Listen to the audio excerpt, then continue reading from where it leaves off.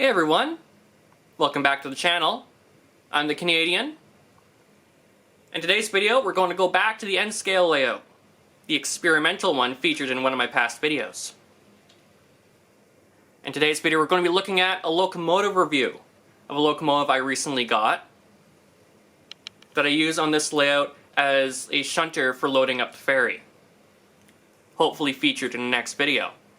Remember, this channel gets 10 subscribers, I will do an operation video on this layout.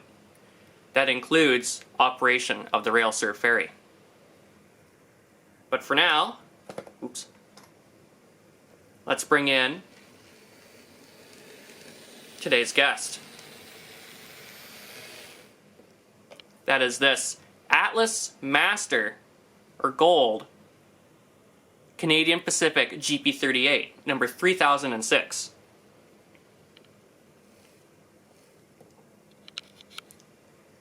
I got this a while ago. My dad bought it for me. It is DCC sound ready. I have not gotten the decoder for it, but it will be taking a an ESU lock sound decoder.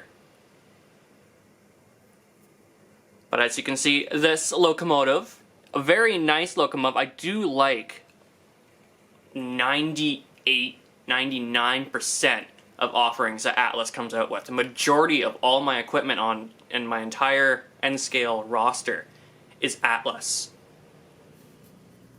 And this locomotive is no exception. It is a phenomenal runner. A little bit loud, it might need a little bit of a tune-up,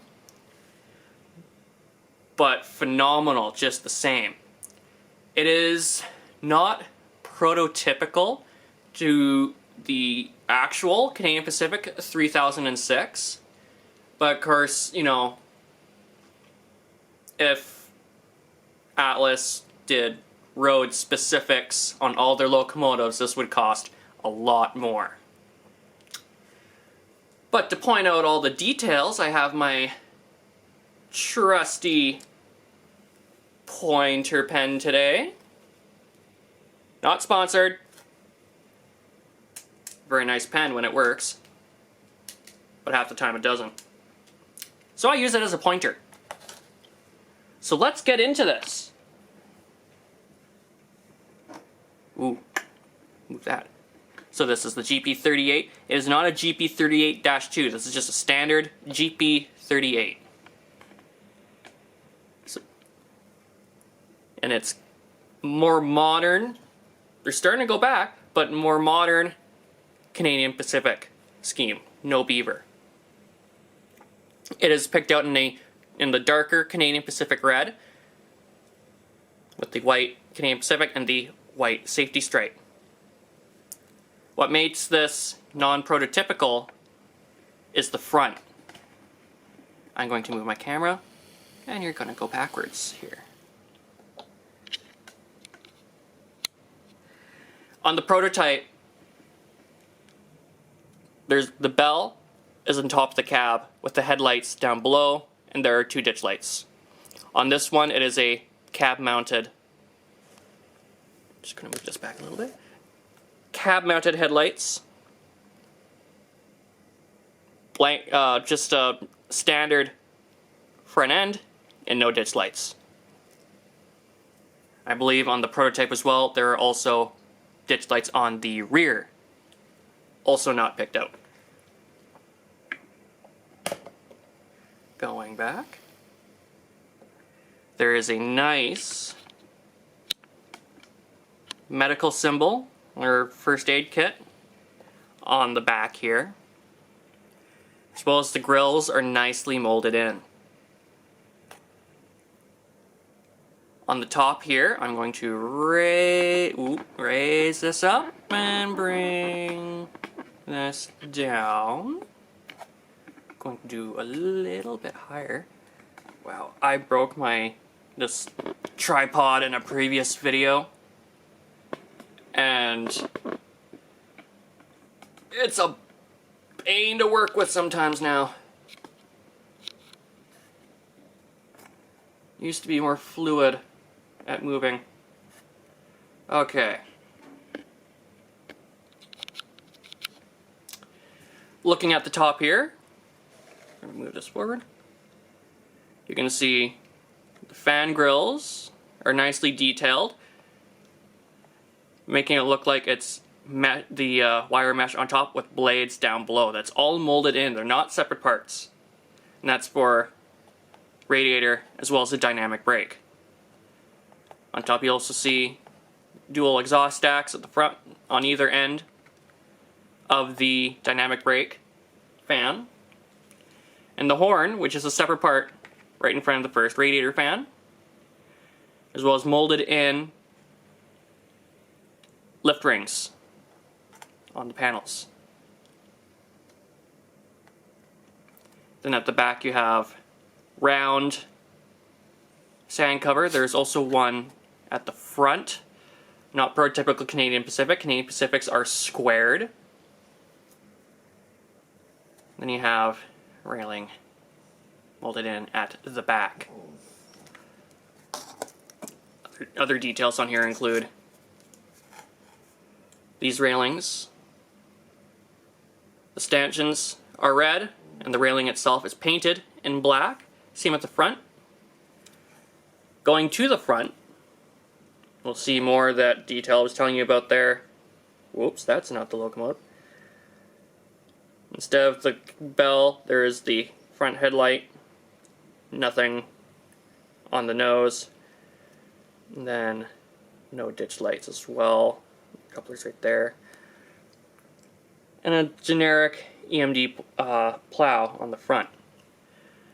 The front railings also are painted white for safety. On all modern locomotives, railings are painted in white so they can see it. It's a safety thing as well. You can see that. And then the stanchions go over them. That's on both sides. And the steps as well has white striping on it. Number boards do light up. They go on when power is applied to the headlights.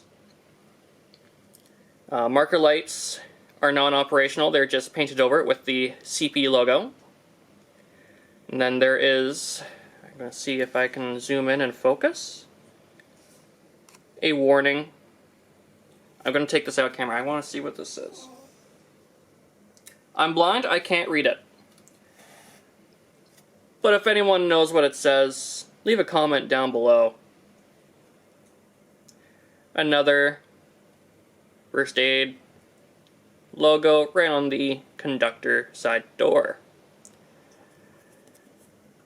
Going on to this side here, you have almost the same detail. The added difference is I want to say this is a battery box, or is this air reservoir? I don't know. I don't know a lot of the lingo. And then you have the Canadian Pacific ID stuff down here. GP38AC. DR something 20A. Still kind of blind. I wear glasses, and half the time I still can't see. That's a bad sign. On the front, right next to the steps here, there is an F in the sill there. That means this end is forward. Short hood lead forward. There are some GP38s out there that will have the F back here, which means it's long hood lead forward. Some of them operate backwards. I don't know if, I'm pretty sure Canadian Pacific does not have any units like that. They're all short hood lead forward. So going down, you can see, wow, this camera is having trouble focusing. It's looking a little blurry on here. There we go. Need some light, that's why. You see all the doors are picked out. The grills for the radiator, the dynamic brake fan, all along there. Then we come to the back again, white striping on the steps, white safety railings. And then that same warning label on top of the back coupler. Ooh, and I just noticed this too. I got a plow on the back. I've been using this. I just noticed I have a plow in the back. Wow. Terrible end scaler. Terrible model rail. Wow. Trucks are molded quite nicely. They are the Blumberg trucks. See the spring and bearings molded out quite nicely. Fuel tank even has some detail on it. You'd be surprised. A lot of people who know of end scale but aren't familiar with it, who prefer the larger scales for the detail. These end scale locomotives can get a lot of detail in. Even the lower end, like the Bachmans, can still have quite a bit of detail on them. And that is no exception here. You have the fuel tank here in black with the reservoir tank up top here. And fuel gauge and reservoir hatch picked out in red with some piping along there. And then yeah, we look down top here. Molded in we have a hand grab railing on the front and another round sand hatch right there. So that's been a look at this GP38. Let's run it around a little bit. I'm going to move this back, unlock this tripod so I can at least try to get some movement. Oh, and by the way, just like all my other videos, I do not do any editing. So this, sometimes I'm able to get some of these videos in one take. Sometimes it takes me 8 tries. I will not do editing. Maybe in the future. Oh my god, excuse me. My Coke is talking to me. Maybe in the future I will.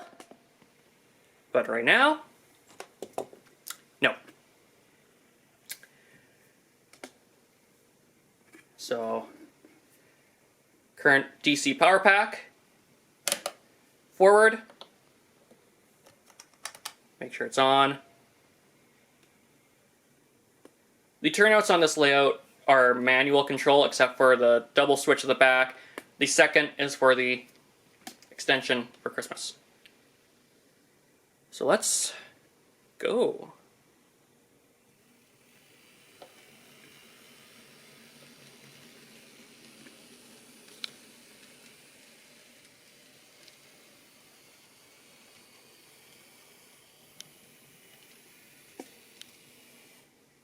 Uh-oh.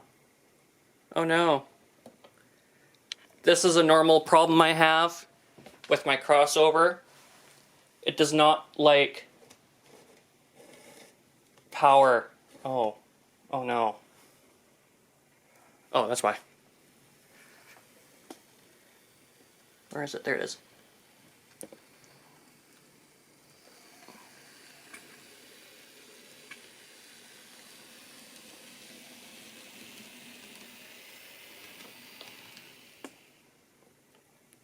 That is nice.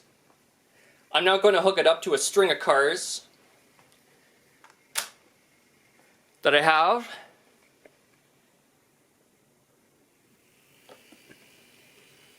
Let's see if it goes through that crossover.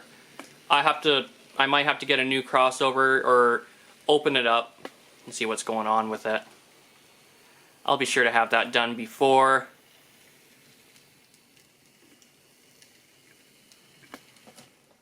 Okay, that caboose over there I use as a shunter or shoving platform.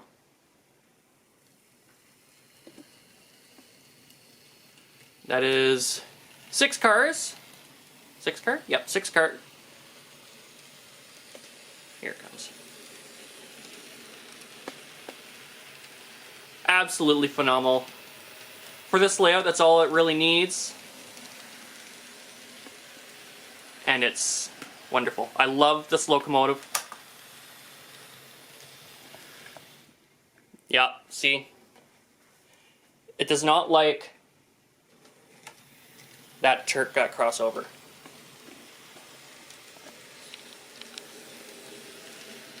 But that has been this video review of the Atlas Master Class